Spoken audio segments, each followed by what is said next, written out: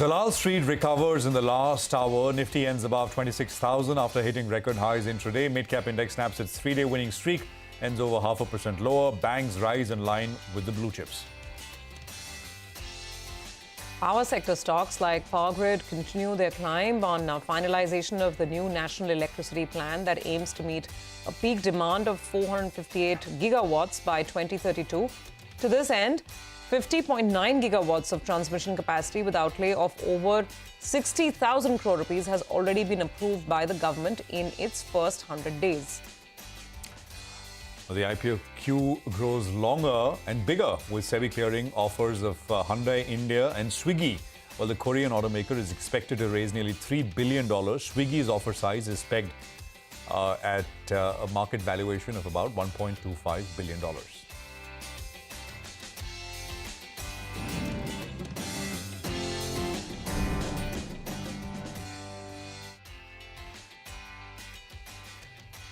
Hello and welcome to a fresh new edition of Markets Forward, your go-to program where we aim to get you everything you need to know as you gear up for the next trading session. And today was turning out to be a slow day, quiet day, blinking red and green, and then boom, 3 p.m. move and the market ending sharply higher. I'm Prashant. With me, my colleague Surabhi Upadhyay. Surabhi, hi. Hi, Prashant. Although it was only a 0.25% increase on the index, I think the reason it really took us all by surprise was there was nothing happening for the longest time. And then we end with a flourish, finally above 26,000. It was a sleeper hit, right? Or maybe people were sleeping in the market. Yeah, but 26,000 has been doing this. We hit the level yesterday in that blink and miss fashion. Yeah. And today again, the level was eluding us the entire day. Yeah. Finally, in the last 10 minutes or so, the Nifty made up its mind. Absolutely. And, actually, the definition of a 3 p.m. move, because the market did nothing till 3 o'clock. And then moved 90 points on the Nifty on your screen, and that basically all of that what you see is starting 3 o'clock. So just above 26,004 is what the final close looks like on the Nifty. The banks were doing better even when the Nifty was not doing well. This is before 3 o'clock. So the banks index on your screen about 0.25% higher, 130 odd points in the green. So ICICI, HDFC Bank, Axis Bank, they were doing well. But you know what? The non-banks is what sort of also started to participate. Reliance was one reason why the market did well, but there were others as well, ITC and a few others which participated towards the end, and there was a pop which we finally saw. Market breadth was not very positive. About 1,600 stocks were lower compared to just under 1,200 stocks which were higher. But this was much worse in the middle of the afternoon, and that those lines not completely converging but getting closer as we closed out today's session. So that's the day. 26,000 is still an important kind of psychological round number, as we've been pointing out. The question is, is this just a pure expiry-related moves, or is there enough in the tank for this move to stretch for the next 2 days of this week as well? It's been a good week, and of course, it's been a good last 10 days where the Nifty Bank is also finally broken out of the previous high and is making fresh ones. Surabhi. Oh, absolutely. And just to add to some of the sectoral moves that you mentioned, Prashant, today, it was a little more selective in metals. While the sector is still really getting lots of attention because of the moves in China, what we saw was more select buying on some stocks like, Tata Steel on the front line or the Nalco name, which is beyond the Nifty. The other part of the market that fared fairly well was the PSU space, and we had some buying in real estate as well. Though PSUs, I should mention that PSU banks, the biggest one of them all, SBI, didn't really participate. But all in all, we did get that 26,000 close with some underperformance in the mid-cap part of the market. So let's get started because there's plenty to cover. Here's what the lineup on the show is looking like today. We'll get to all the key movers and shakers with Hormaz in just a bit. Now, in terms of individual stock action, Dabur is on our radar. Stock under pressure following a report from UBS, and we'll tell you what it said in a moment. Easy Trip Planner saw a big fall of 15 to 20% in trade today because of some large block trades. Power stocks rallied on the finalization of the new electricity plan. So all the details coming up in just a bit. Then, of course, we have a D Street Chatter today with Nimesh, where he gets us all the buzz from dealing rooms and, of course, puts the spotlight specifically on KPR Mill and why that stock was buzzing. Finally, we'll wrap it up with the key events to watch tomorrow. But Hormaz, you kick it off first. Finally, a close above 26,000. Oh, finally. And yes, it was a sleepy, snoozy sort of a day. Suddenly, in the last 30 minutes, we all came back to life, seeing the Nifty cross 26,000. Again, plenty of stock-specific activity. Can't not talk of easy trip. The block deal that happened, much more than what was anticipated. 16% lower as a result of that. The biggest single-day drop in 2 years. Can't not talk about IEX either. Battered yesterday, battered today as well. Another 4% down. Mind you, the stock is in the FNO ban, so no new positions here, but more unwinding taking place. So another 4% cut in today's session. Brokerages warning of earnings downgrade. On the flip side, power stocks did very well, barring IEX, of course. Our power grid was the top gainer on the index today after the new revamped national electricity plan, almost 9 lakh crore rupees there. UBS, you just mentioned about Dabur, the downgrade that came in from UBS. It was the top loser on the FMCG index, and barring ITC, it took along with it all the other FMCG stocks as well. Piramal Pharma was the other one. Optimistic commentary coming in from the management on the $2 billion company target and on the margins as well. Shows up in the stock price. Off the highs of the day, still 4% higher.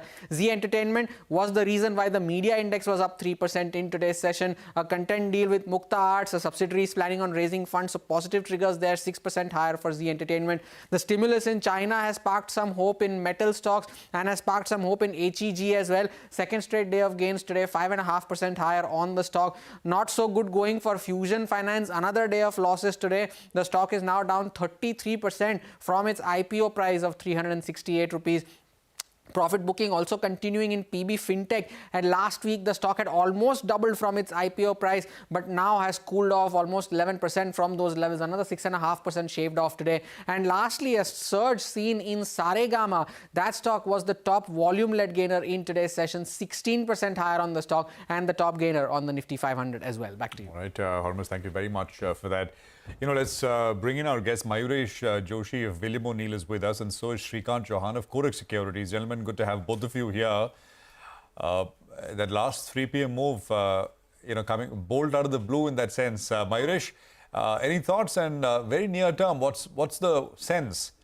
Can this go on? I'm talking about very near term. I know a little unfair. We'll only be wiser in hindsight, but what's your sense? Because we are at these levels, and hence the question. Absolutely, Prashant. No, I think the rally is continuing unabated. I think the flows are continuing. You've seen return of the FIs as well. And the momentum just continues for the market. So the momentum might very well continue for Indian markets in general. And generally, I think what we are reading through in terms of a lot of the other emerging markets, India surprisingly still remains one of the hottest destinations as far as FIs, FPIs are concerned. So yeah, I think the momentum might very well continue, Prashant. Okay, all right. That is the view from Mayuresh. He's saying the momentum is likely to continue. Let's get in Shrikant as well. Shrikant, what do you say? So finally, that milestone has been conquered, 26,000. Now the question is the market still good for more? Will you open long positions on the Nifty, Bank Nifty, or individual stocks, or all of them?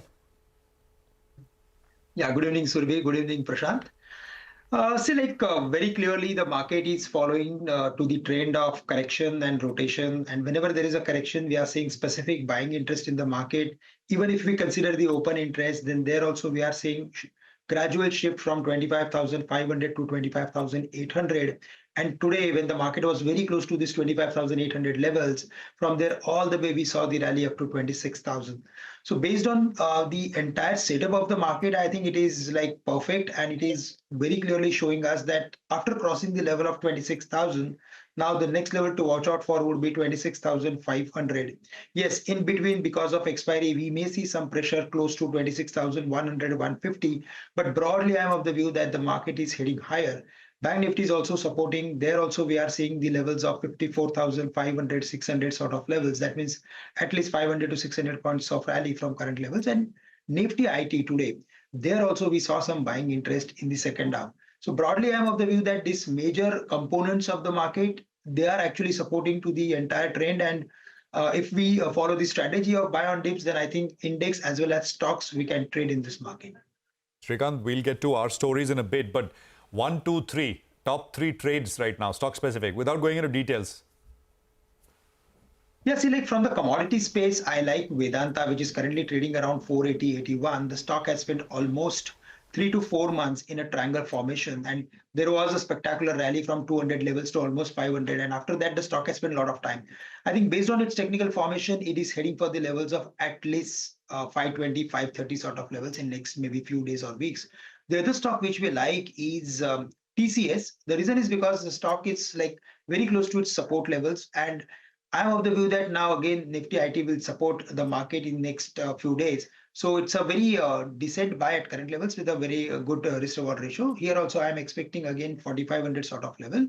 And the stock which we like from the mid cap space is FSL, First Source Limited, which is currently around 343, 345 levels. And there, if you see the pattern, then it is very interesting. It is actually changing its trading range, and based on its frequency and the high frequency sort of trades, this stock is also heading for the levels of at least 400. So these are the stocks on which we are like focusing. All right, so a couple of calls coming in over there on technicals. Let's quickly get to some of the stocks that were in focus today. First one is Dabur, down 4% after UBS came out with a note. They've downgraded the stock to a neutral. Vinny Motiwala is here with more details. Vinny, what is UBS's concern with Dabur? So mainly the concern coming in for the downgrade this time is in terms of some sales risk in some of their segments. One of the segments is the juice segment and the other one is coconut oil, where they're seeing increased competition in both these segments. Now the potential risk that comes in for real juice is around 9 to 10% of the sales comes in from this segment. So yes, increased competition from soft drinks like colas, that is something that is a worry. We had seen Reliance that launched Campa Cola, which was at a much cheaper rate versus juices and other segments. So there's a bit of a pricing war there, which is causing a bit of a concern. Similarly, in the coconut oil segment, also Bajaj Consumers has actually made a foray into coconut oil, which also becomes a bit of a worry for Dabur, because they hold around 2 to 3% of their revenue comes in from this segment. So potential risk of all this, plus rural recovery is coming in, but that already seems to be priced in, is the highlight coming in from UBS. So after all of this, they think the valuations are still quite high, and because of this, they're cutting the EPS by 11% for Dabur. They believe that the beverage segment sales growth could be limited and a limited expansion in terms of margins. So that is why downgrade, neutral rating, target price of 700 rupees per share, and the stock closed at the day's lowest point. Okay, got it. Vinny, thanks very much for that. So that explains the pressure on Dabur today. But one sector which didn't see any pressure was actually the power space. Stocks were in fact flying around on the finalization of the new national electricity plan. Let's go across to Vivek to understand what this really means for the sector and individual companies. Vivek, fill us in. Well, that's right. It's something that we've been waiting for since February, ever since the government came out with the draft NEP. So yesterday, the Ministry of Power went ahead and issued the final NEP. We are still awaiting the finer details of this particular electricity plan. But most of the details that the market was looking for is now out in the open and in public domain. The total cost that is envisaged from 2023 to 2032 in the power space, especially a lot of capex lined up towards the transmission space, the total cost is at 9.15 lakh crore. The plan is aimed at meeting a peak demand of 458 gigawatt by 2032. And also, what are the key targets as far as the NEP is concerned? Number one, to meet the increasing electricity demand, to facilitate the renewable energy integration and green hydrogen loads into the grid. Also, what are the targets of the plan? Transmission network expansion is targeted. Transformation capacity, also expansion is targeted quite significantly. New lines of almost 33.25 gigawatt capacity is expected to be added. Interregional transfer capacity will increase from 119 to 168 gigawatt. And also transmission network of close to 335 gigawatt is being planned. Who are the key beneficiaries? When it comes to transmission, of course, Power Grid will be the key beneficiary, but also players along the value chain. So players like Hitachi, GE, T&D, Siemens, Skipper, KEC, all of these companies will also stand to benefit. Even cable and wire companies like KEI and APAR stand to benefit. Goldman Sachs wrote a note on this particular development. They believe Power Grid is the best place to capture this particular opportunity, given the large balance sheet as well as the low cost of debt. Okay, got it, Vivek. Thanks for that. But stay on. We have one more stock we want to discuss with you. Before that, let me go to Mayuresh and get his sense. Mayuresh, power stocks. You just heard all the big targets that have been laid out in this plan. Would you be a buyer of anyone? It remains a structural story, so we know two ways about it. But there has been a lot of price action for most stocks. Valuations also rather at the highest level in terms of their standard deviations over the last 5 years. Having said that, I think the kind of capex plans and the expectations in terms of renewables, we're around 500 gigawatts from 180 gigawatts over the next 10 years, will mean that the entire ecosystem, power producers, power transmitters, as well as the EPC players, all are going to benefit quite significantly, including power financiers as well. So to that extent, I think Power Grid remains a key beneficiary out of all the actions that the government will take. Tata Power, again, remains a key beneficiary from the power generator space. From the transmission space, largely, I think if you look at the EPC players as well, a lot of stocks like APAR have done really, really well. And they've got market expertise also in the renewables segment, along with Skipper, KEC, the transformer players. Power Mech also comes to mind in terms of not just the EPC contract, but also the O&M contracts that can probably come through. So yeah, I think space looks very, very interesting. Absolutely. And that entire list of stocks on your screen, Ease My Trip is something we want to talk about as well on the other side, right? I mean, it fell a whopping 20% in early trade, touched its lowest levels since March of 2022. Vivek is back with us with a quick sense of what happened. There was a large block as well. Vivek, take it away. Well, that's right. Last evening, we did highlight from our sources that we were anticipating quite a large block deal to take place as far as Easy Trip was concerned. Along expected lines, even in the pre-open session, we did see over 8.5% of total equity change hands. As per the term sheet that we had access to, the promoter Nishant Pitti was selling close to 8.5% stake at a 41.5 rupees a share. But after that, the share price did see a steep decline. Remember, Nishant held close to 28.13% stake at the end of Q1. But what happened after that was, even in the second half of the trading session and in the last hour, you did see a lot more block deals happen, a lot more of large trades that took place. And in fact, if you're looking at some of the agencies, they mentioned 14%. So quite almost 20% of total equity today has changed hands, and this has happened in in a single trading session. Stock was under pressure throughout. At one point of time, it was at the lower circuit. It'll be interesting to see the disclosures. Once BSE and NSE put it out as to who exactly were the full sellers, and if there was a buying list, whether any of the buyers have bought more than 1% stake in the company. Only then it will be reported. Okay, all right, got it. Thanks very much for that, Vivek. Let's quickly move on to a lot of the corporate commentary that we picked up today. First up, SpiceJet chairman Ajay Singh is setting ambitious goals, focusing on driving profitable growth for the airline. He says the plan is to expand the fleet from 28 to 100 aircraft within the next 2 years. He also assured that outstanding dues will be significantly reduced and added that the market cap gap between SpiceJet and market leader Indigo will narrow. Okay, well, that is SpiceJet for you. MCX is the other company that we spoke with. Lots of interest here. This is, of course, following the revision in transaction fee for both futures and options contracts. Effective October, management told us that transaction charges are pegged around average realizations and will not have a negative impact on earnings. They also added that the impact of interest on clearing funds, which has to be returned to the clearing members, also won't have any impact on the exchange itself. They told us that turnover on the exchange actually hit a new record high of 4.72 lakh crores on the 14th of September. They're pretty bullish on growth in both the futures and option segment for commodities. Well, let's move on. Piramal Pharma aims to be a $2 billion pharma health and wellness company by 2030 with EBITDA margins at 25%.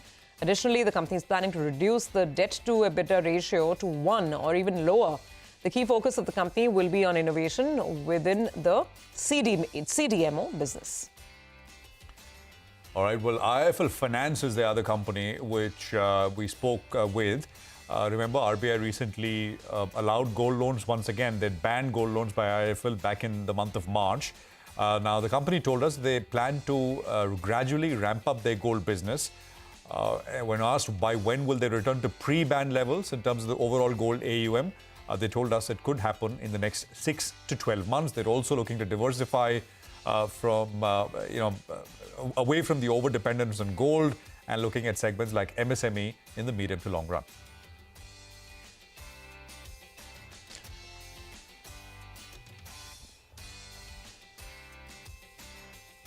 All right, and with that, it's time for a quick break. We'll be back with the D Street Chatter along with the key events to watch tomorrow in just a bit.